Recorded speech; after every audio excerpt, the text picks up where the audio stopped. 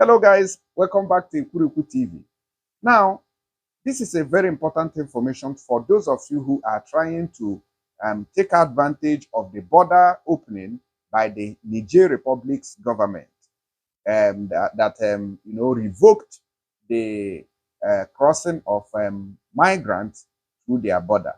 Now, I know that a lot of people would want to exploit that opportunity, would want to take advantage of that very opportunity, but there is an obstacle ahead. Now, listen to what I have for you. Remember that in recent times, the Italian government has been training the Libyan Coast Guard and equipping them with all gadgets that they need to make sure that a migrant crossing through the Mediterranean Sea is limited to the barest minimum. So it is very very difficult for people to cross from Libya now into Europe. Although they are still crossing. I'm not saying that nobody is crossing, but it is not like before. So what happened?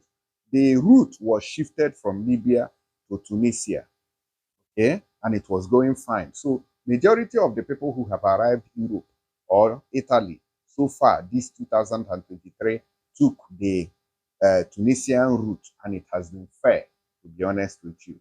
Now, problem has started all over again. Remember that their president once condemned the the immigrants who were in his country and trying to cross the Mediterranean into Europe. He condemned them, and they said that they wanted to change the status quo of Tunisia. So that brought about riot by the citizens, which caused a lot of deaths and a lot of crises. Migrants were chased out of the country into the desert. A lot of people died out of that. So after a while, the different government agencies intervened and calmed the situation. But as I speak to you now, that same crisis have begun. Now, let me quickly take you down there, and I have video backup.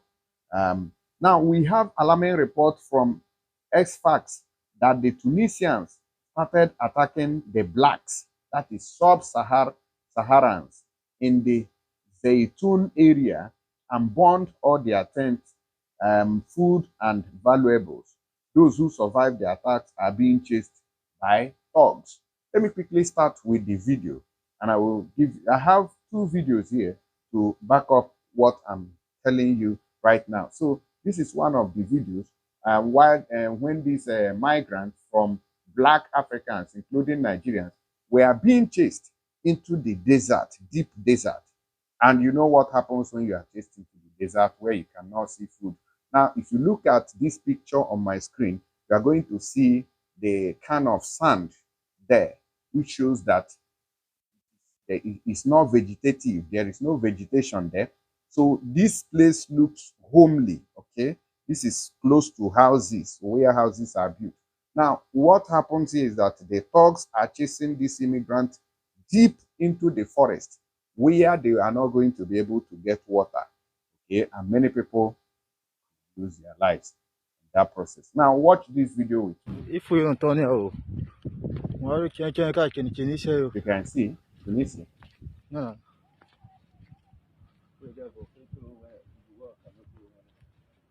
No, culpa então.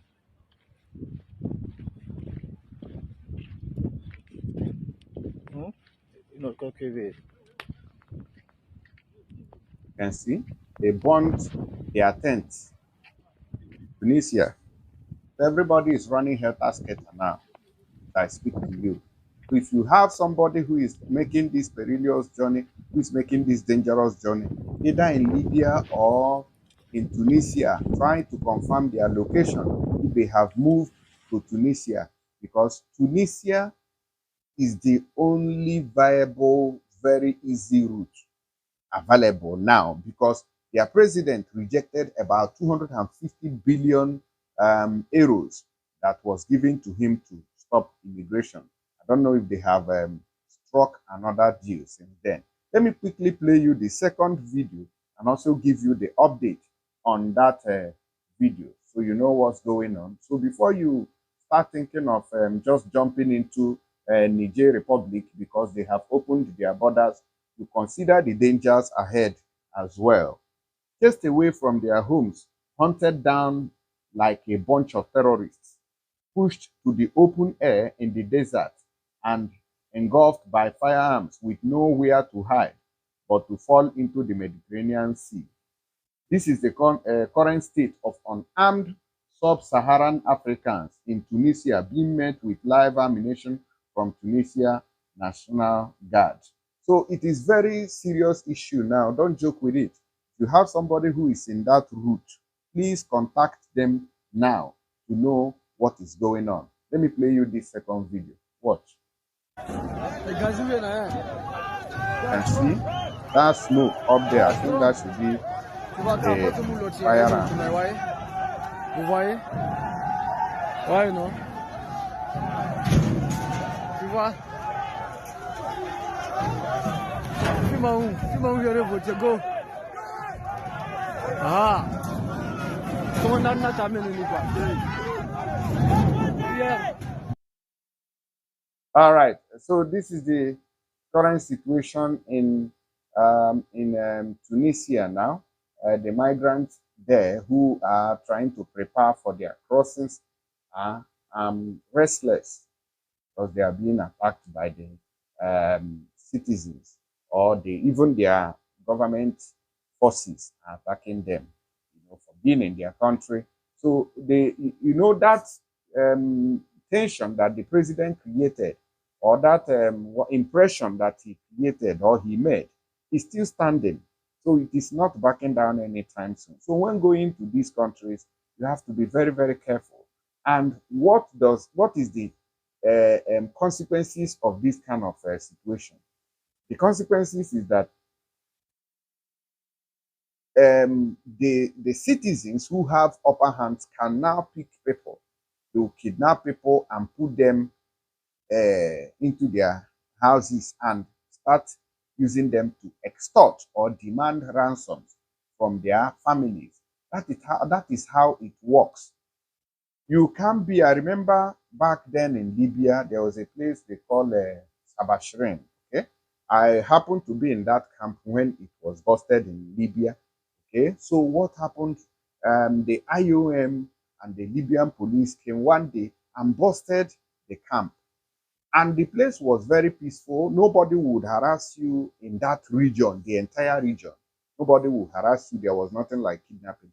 But the moment the security forces invaded the camps, very large, close to the Mediterranean Sea, it gave way for all these asthma boys to come in and pick whoever they wanted and put them in their houses, torture them, to use them to collect ransom from their families in different countries of this world. It's Africa now. People from Ghana, people from Nigeria, especially Nigerians, because I knew a lot of Nigerians. Most of them were arrested by the IOM and taken to prison for deportation. Then those of us who escaped further into the forest, or into the desert, was finding a way to survive, because you cannot go to anybody's house. Okay? Libya is just like a deserted. You don't have anybody. You don't have any relative. You don't even know anybody. You can't even trust the nicest person in Libya. That person can sell you any given time. So this is the situation here now.